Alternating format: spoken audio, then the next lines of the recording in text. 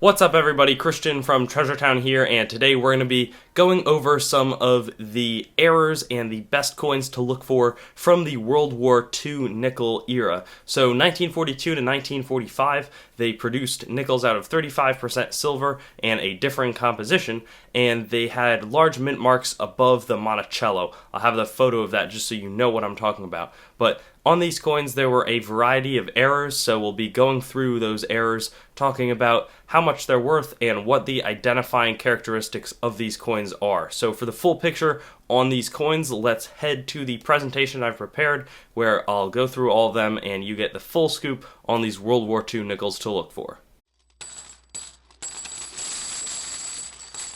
So here's the first of our 10 coins that we're going to be going over. I actually included an 11th one as a bonus, but the way that I'll be doing it is I'll show you pictures of the error, kind of explain what it is, if there's any specific history about the error or anything like that, and then I'll also give you some values. These are estimate values, so it's not guaranteed that you'll get more or less or the same as any of these values, and I'll do so at the points of extra fine 40, mint state 60, and mint state 65. So those are the grades that we'll be working with. But the first one is a pretty simple one to explain, and that is the 1942 S repunched mint mark, coming in at number 10 in terms of value. The number 1 will be the most valuable. You can really see how it kind of goes beyond the serif here in the lower serif of the S, and then also kind of doubles out along the edges throughout the mint mark. This one is not too valuable, $10 in 40, $25 for a mint state 60, and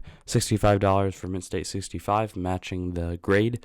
But the interesting thing is there's a ton of repunched mint marks and also a lot of double die obverses and reverses on these World War II nickels. Number 9 is our first of those double dies, and it's a surprisingly cheap coin for the evident doubling that, would probably produce quite a good value on some other more modern coins. But you can see here, W is strongly doubled, a hugely split serifs, same thing in the Y. The serifs are really notable, definitely doubling and not like a mechanical doubling or anything. This one's FS 103, FIVA Stanton 103, $10 in extra fine, $30 for low mint state examples, and $75 for a solid mint state 65 coin. So again, a really cool coin that is relatively affordable.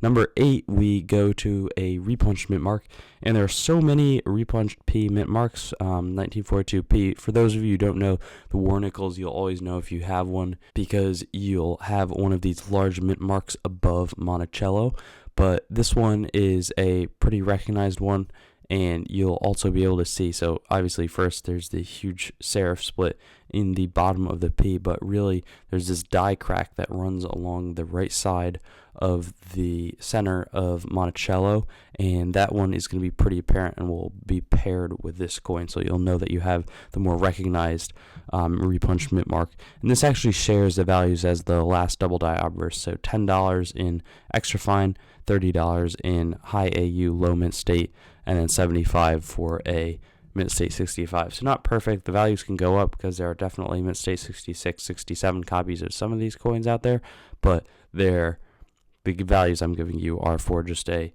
solidly uncirculated coin. Number 7, we have a 1944D repunched mint mark, but the interesting thing is that it's almost always coupled with a variety of dies that are doubled on both the obverse and the reverse. So here we can see to the west of the D, there's a large, or apparent, I should say, repunched mint mark.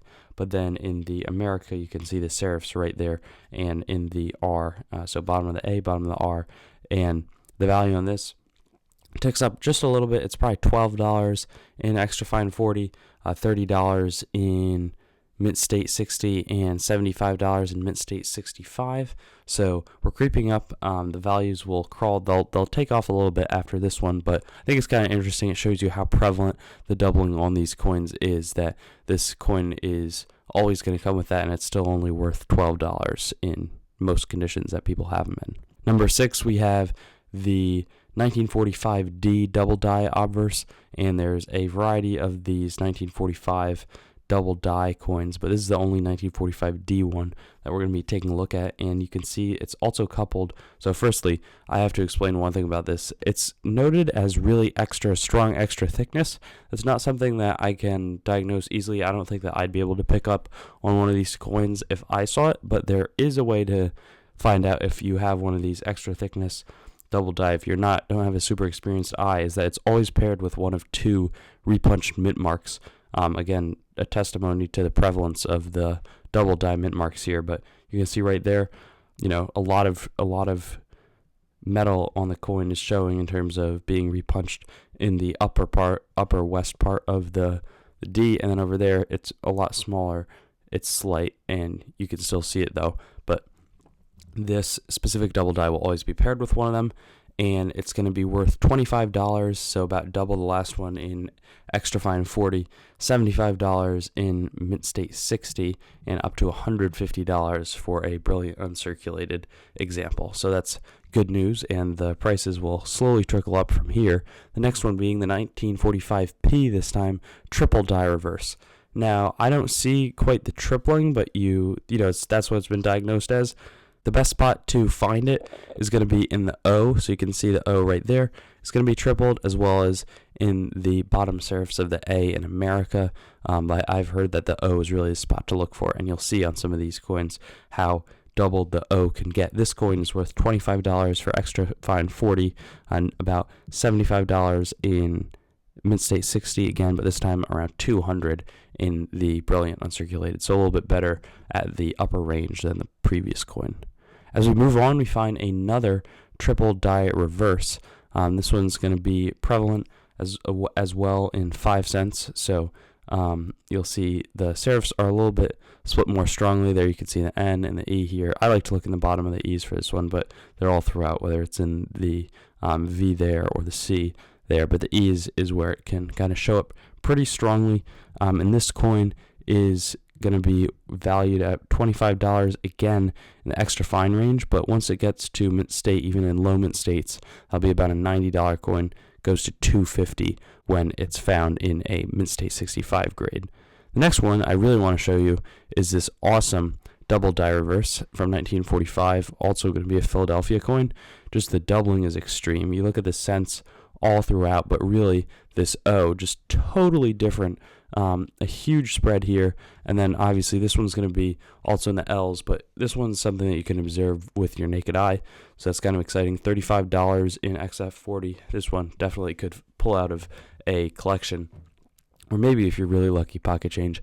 $80 in low mint states, $340 in the mint state 65 range, so that's good, but it's going to get better. For 1943, we have the doubled double die. That's kind of a tongue twister there. I messed it up. I had to edit that part of the video, but there's just a second eye here. You can also see it in the Liberty. There's doubling there, but really the spot to look for is going to be in Jefferson's eye, where you can see a clear difference, a second eye protruding below the normal one. This one's about a $50 coin in the extra fine range, $125 in a low mint state high AU, and $500 for brilliant uncirculated examples in the 65 range. So that's great.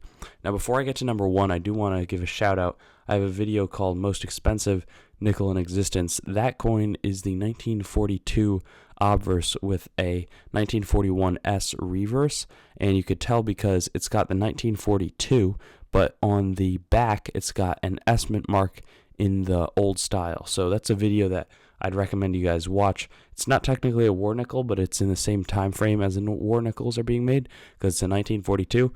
So that's something you could check out after the video, and it'll be in the end screen.